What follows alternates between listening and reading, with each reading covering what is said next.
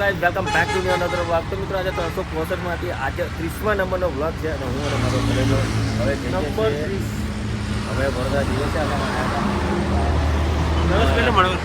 નરેશભાઈ મળવા આવ્યા હતા એમના Ramdev auto garage Vasad bridge આગળ બરાબર. એમને મળી એમને થોડું પંક્તિવાદી આઈફોન લાવ્યા છે.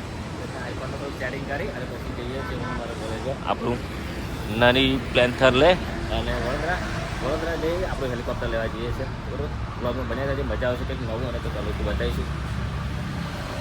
અમે ફાઇનલી ઘણી બધી કોશિશ કર્યા બાદ અમારા નરેશભાઈનું જીમેલ એકાઉન્ટ બની ગયું બરોબર.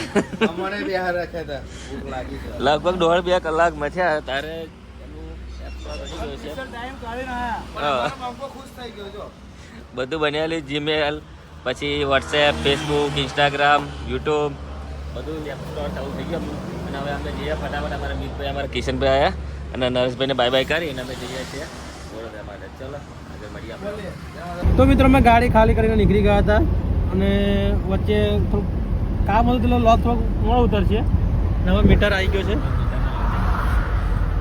મીટરના લીધે બ્લોગ તમે મીટરને જોઈ શકો છો. ભાઈ અમારે ગાડી ચલાવે છે અને મીટરના લીધે જ અમારે મોડું થયું છે. કારણ કે મીટર જવાના ટાઈમે બધું બહુ નાટક કરે છે.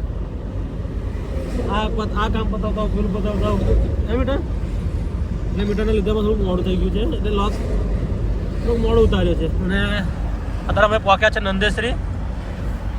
રસ્તો તમે જોઈ શકો છો. તો ચલો મિત્રો આગળ મળીએ આપણે.